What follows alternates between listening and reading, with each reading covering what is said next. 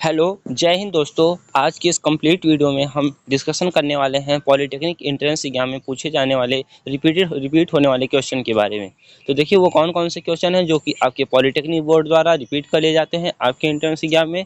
तो वीडियो में अंत तक बने रहिएगा, वीडियो बहुत ही इंटरेस्टिंग होने वाली है, नॉलेजफुल होने वाली है। तो चलिए एक एक करके क्वेश्चन को आपको दिखाते हैं वो कौन कौन से क्वेश्चन हैं जो आपके पॉलिटेक्निक एंट्रेंस एग्जाम में बहुत ही कारगर साबित होने वाले हैं। चलिए पहला क्वेश्चन आपकी स्क्रीन के सामने है, देखिए हमने आपकी बुक से कैप्चर कर रखा है। पहला क्वेश्चन आपकी स्क्रीन के सामने है, गोले की त्रिज्या के मापन में यदि त्रुटि 1% हो तो उसके आयतन के मापन में कितनी त्रुटि होगी। तो जैसा कि आप जानते हैं गोले का आयतन होता है 4/3 इंटू पाई आर क्यूब होता है। तो जो इसका ट्रिक होता है सॉल्व करने का, देखिए इसका मेथड तो थोड़ा लॉन्ग है, इसलिए इतने कम टाइम में आपको मेथड बताना पॉसिबल नहीं है।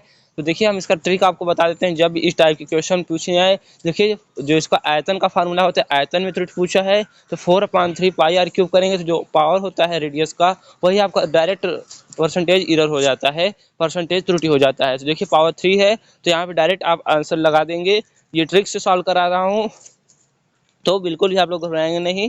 तो देखिए जो इसका आंसर होगा 3% होगा, क्योंकि इसकी पावर 3 थी। तो ये ट्रिक आप लोग याद कर लीजिए, जितनी पावर दी होगी वही उसका आंसर हो जाएगा।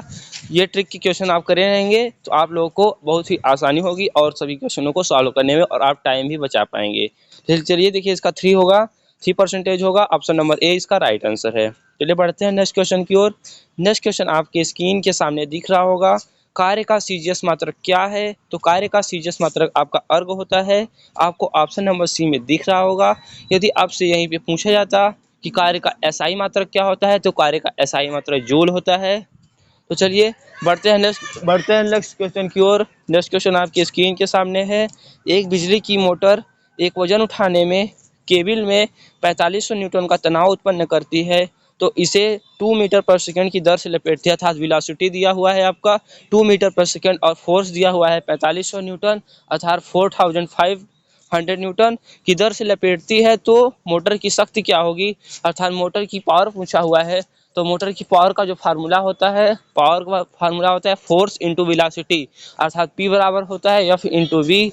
देखिए F आपका दिया हुआ है 4500 इंटू आपका V वेलोसिटी दिया हुआ है 2 मीटर पर सेकेंड। तो आपका मल्टीप्लाई हो जाएगा टू का, तो 4500 गुणित 2 करेंगे तो आपका 9000 वाट आएगा। जब इसे आप किलोवाट में चेंज करेंगे तो आपका जो कम्प्लीटली आंसर होगा वो 9 किलोवाट होगा, जो कि ऑप्शन नंबर सी में आपको दिख रहा होगा।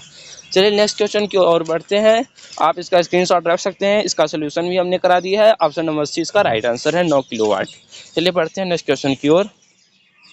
देखिए नेक्स्ट क्वेश्चन की ओर हम आ चुके हैं। ये इस प्रकार के क्वेश्चन आपके एंट्रेंस एग्जाम में एक नए क्वेश्चन पूछे जाते हैं, तो आप इसे अच्छे से प्रिपेयर अभी से कर किए रहिए।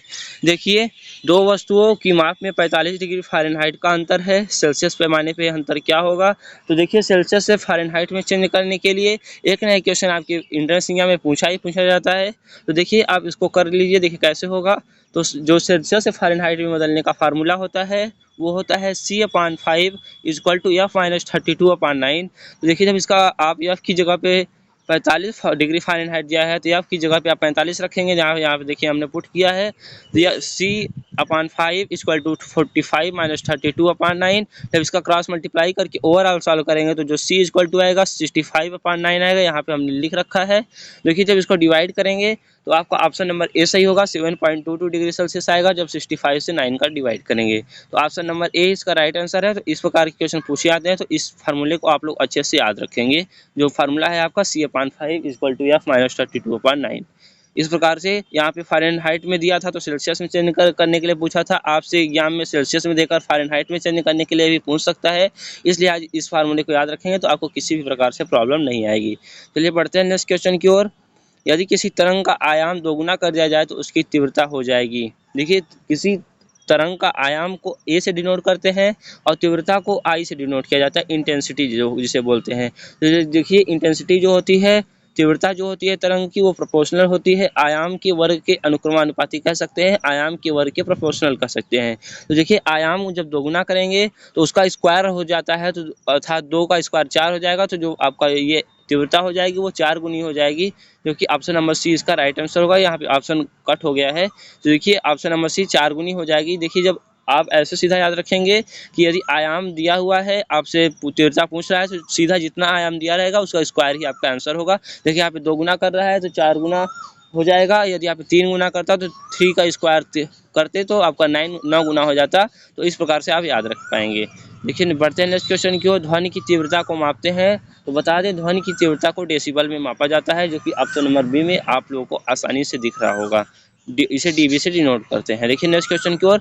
इतना ही क्वेश्चन थे आपके इस वीडियो सेशन में, इस लास्ट मोमेंट बैच में, लास्ट मोमेंट क्लास में। तो वीडियो में अंत तक बने रहने के लिए धन्यवाद। चैनल पे पहली बार विजिट किया है तो प्लीज़ चैनल को सब्सक्राइब कर लीजिएगा। मैं इसी प्रकार से पॉलिटेक्निक से रिलेटेड वीडियोज़ लाते रहता हूँ। तो चलिए मिलते हैं नेक्स्ट वीडियो में, तब तक के लिए जुड़े रहिए। धन्यवाद।